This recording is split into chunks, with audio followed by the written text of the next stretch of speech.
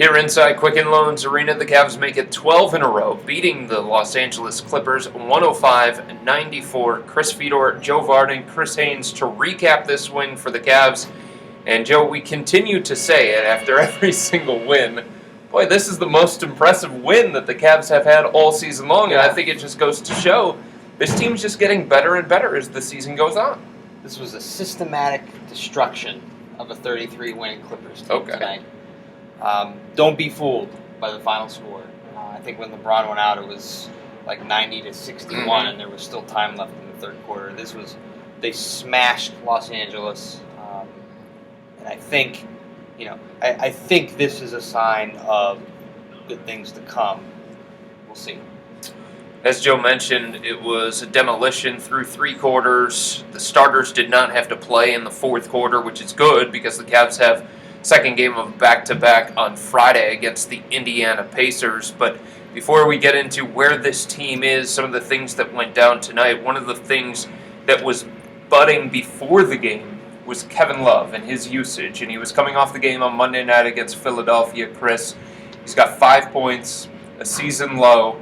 First play of the game, they go to Kevin Love. They go to Kevin Love again. It was clear that they wanted to get Kevin Love going again. Well, I'm not sure I agree with that, Chris. I think the players even said that it wasn't an emphasis on getting Love the ball. I saw Kevin Love. He'll get that ball. He'll get that outlet pass around the top of the key when they're starting their transition break, and he'll keep swinging it. He just started shooting early. Okay. So it was more aggressive It was more on him. Yeah, okay. And I think he mentioned it as well when we asked him. He's like, well, I saw some shots early on that I found. I saw him take a shot. He's usually the type of the guy who likes to get his feet set, takes his time before he shoots threes. It was that 1-3, his first three. He shot that thing in transition and was able. It was a semi-transition, and he got that ball off, shut that ball off really quickly. That's something he usually doesn't do. It was more so him than anybody else. I think the team is making a conscious effort to make sure they don't go outside of the realm of what has been working. And I don't think they went out of their comfort zone to get Love the ball. 24 points, 9 rebounds, 12 free throw attempts. That really speaks to the aggressiveness. That was another story of tonight's game, Joe. The free throw attempts that the Cavs got and the Clippers did not, which really frustrated Los Angeles. 5 technical fouls in this one from LA. Matt Barnes gets ejected. It got feisty out there on the court, but the Cavs, they handled it the right way. Yeah, I mean, I could have been teed up. It's like 9:45, 9:50 at night, and we're still 6 minutes left in the third quarter. It's just, you couldn't get through 30 seconds in the third quarter without a whistle. And to the Cavs' credit, as you said, Chris, they handled that well. They didn't flinch. They didn't let what was going on with the Clippers or the officials take them out of their game, and instead they actually grew their lead in the third quarter. You could say it's easy to do when you're shooting in the bonus with 8 minutes left in the quarter, but they took advantage, and that was another good sign too. Chris, during this winning streak that the Cavs are on right now, some people have pointed to the schedule.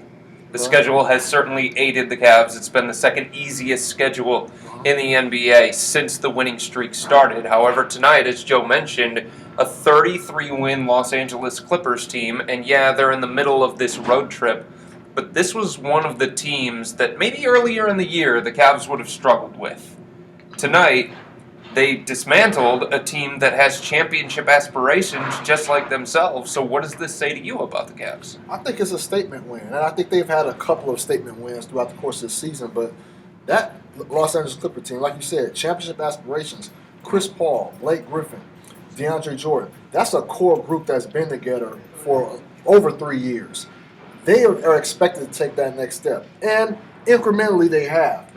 But the way Cleveland has come about in such little time and just came on like a force, those additions that they added, those trade pieces, that definitely helps. LeBron coming back 2 weeks, but they're in sync offensively and defensively. I've never seen in my 5 years covering the league a team improve on the defensive end just so drastically and just so abruptly like that. It's definitely fun to watch, and it's a statement game because it was the Clippers also on national television. When you got Charles Barkley and Reggie Miller calling the game right there courtside. That was a big win on a big stage.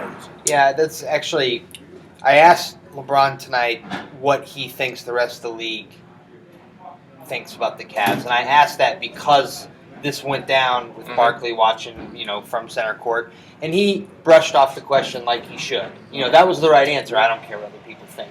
But let's be honest. I mean, the perception of this team has dramatically changed in a very short amount of time. Well, Doc Rivers said it before the game, guys. He said, the time that we played the Cavs earlier this year, it was middle of January, he said the Cavs were, quote, in disarray, and now they're a completely different team.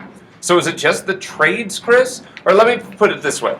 If someone were to ask you, what's the biggest reason for the 12-game winning streak right now, how would you answer that question? I would say it's the trades because Black can't change up his defensive schemes with the old team that he has. That's true. And I know LeBron's coming back, healthy, playing like he's out of control. But even with LeBron playing at a high level, there were still some lumps and some hills that he himself wouldn't be able to get this Cavs over. The defensive scheme, Timothy Mozgov, man, I'm telling you, man, that guy, he should be, if not, he should be the new Dellavedova fan favorite.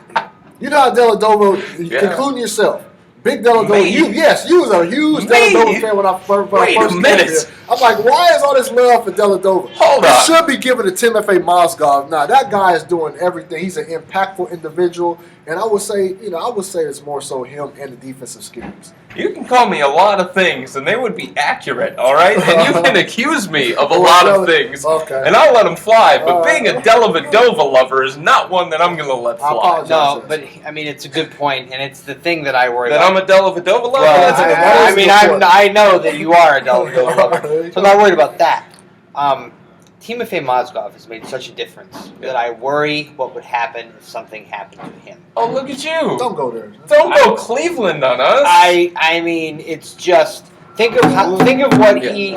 They talk about him being the replacement for Andy, and we have to be honest. Think of all the things above Andy that he has added to this team, and I just as the general manager works to solidify the roster even further, it'd be interesting to see if they go out and get one other big guy if they can to come off the bench just to further solidify what is clearly working. Do you think they're looking?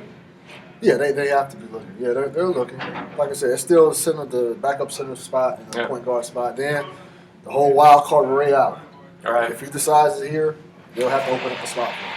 Cavs win tonight, 105-94 against the Clippers. It certainly was not that close. It was a 23-point halftime lead for the Cavs, 32 at one point in the third quarter, but the Clippers trimmed it. One thing we learned tonight, the Clippers bench probably a little bit better than the Cavs bench. However, the Cavs starting five, way better than the Clippers, at least tonight, all five in double figures. It's now 12 in a row. Cavs looking to tie the franchise record tomorrow night in Indianapolis against the Pacers, a place that Kyrie Irving has never won. How about that? Not a win in Indianapolis for Kyrie. He looks for the first one tomorrow night. For Joe Vardon, Chris Haynes, I'm Chris Fedor. Have a good night, everybody.